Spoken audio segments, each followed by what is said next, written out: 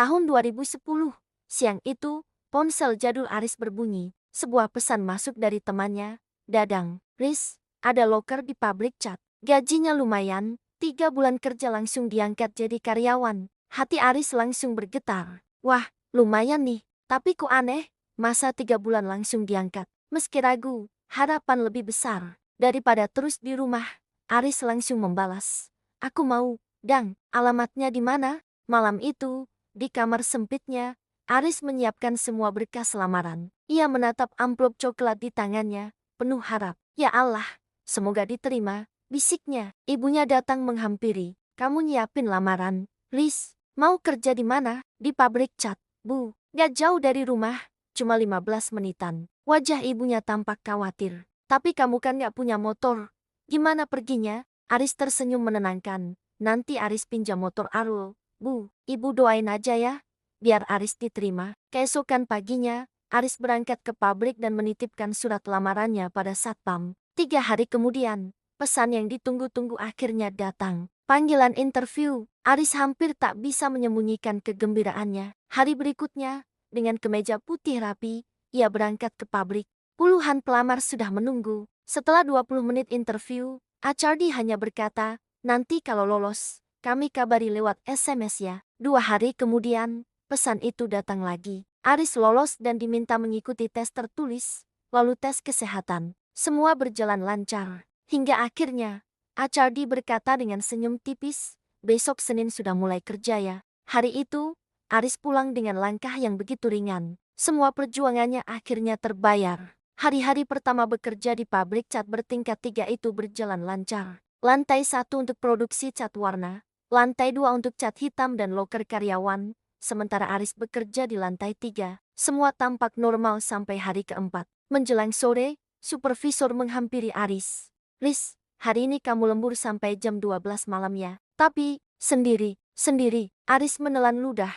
Ah, gak apa-apalah, lumayan dapat tambahan, batinnya. Pukul 5 sore, satu persatu mesin dimatikan. Karyawan lain pulang, dan suasana pabrik perlahan menjadi lengang. Sebelum benar-benar sepi, seorang pekerja lama, Mas Pur, menghampiri Aris. Riz, kamu hati-hati ya kerja di sini, katanya pelan. Aku pulang dulu. Belum 5 menit, ia kembali lagi dengan wajah serius. Oh ya, Riz, nanti kalau ada apa-apa, jangan takut ya. Yang penting kamu harus hati-hati. Deh, jantung Aris berdebar kencang. Maksudnya apa ya? Akhirnya, Aris benar-benar sendirian di lantai 3. Pukul 9 malam, suasana terasa aneh. Tiba-tiba ia mencium aroma wangi yang tak biasa, bukan bau cat.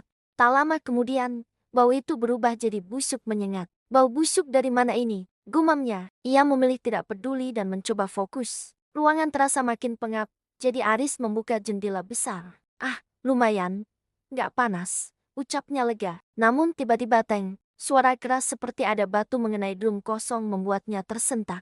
Ia menoleh. Tidak ada siapa-siapa, belum hilang rasa kagetnya. Ia melihat sesuatu yang bikin bulu kuduknya berdiri. Sebuah troli berisi tumpukan cat bergerak perlahan dengan sendirinya menuju lift. Krek, krek, suara rodanya berdecit.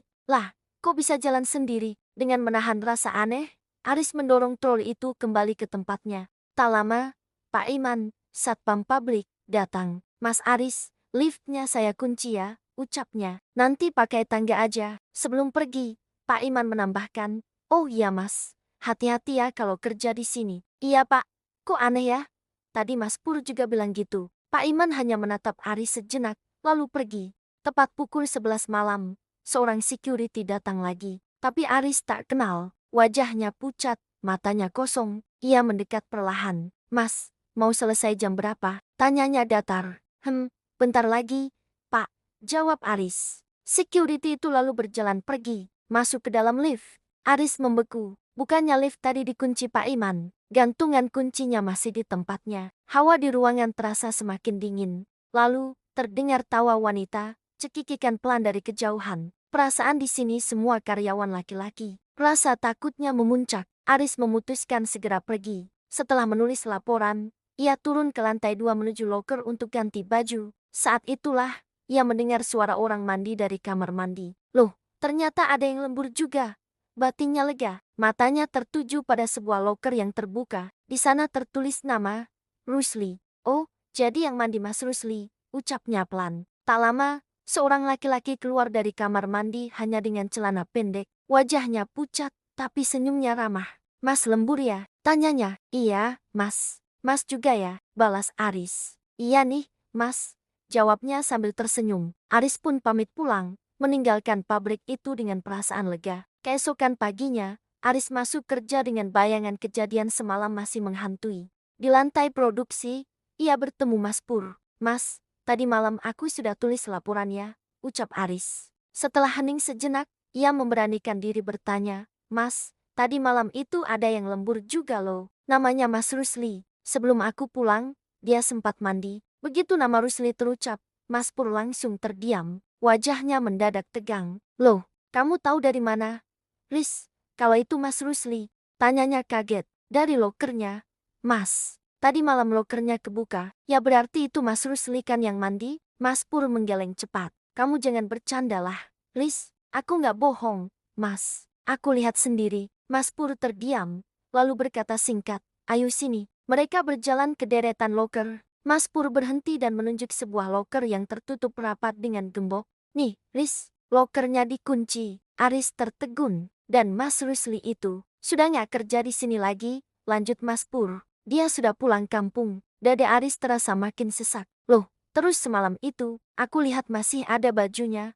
Mas, Mas Pur menatap loker itu lama, lalu menoleh ke Aris. Iya, Riz, jawabnya pelan. Memang masih ada, itu memang baju yang ketinggalan. Mas Pur tidak menceritakan bahwa Rusli adalah karyawan yang meninggal di tempat kerja, karena takut Aris jadi kehilangan semangat. Namun bagi Aris, jawaban itu justru meninggalkan rasa dingin yang menusuk. Ia sadar, apa yang ia alami malam sebelumnya bukanlah salah lihat, dan pabrik itu menyimpan sesuatu yang jauh lebih dalam dari sekadar mesin dan cat.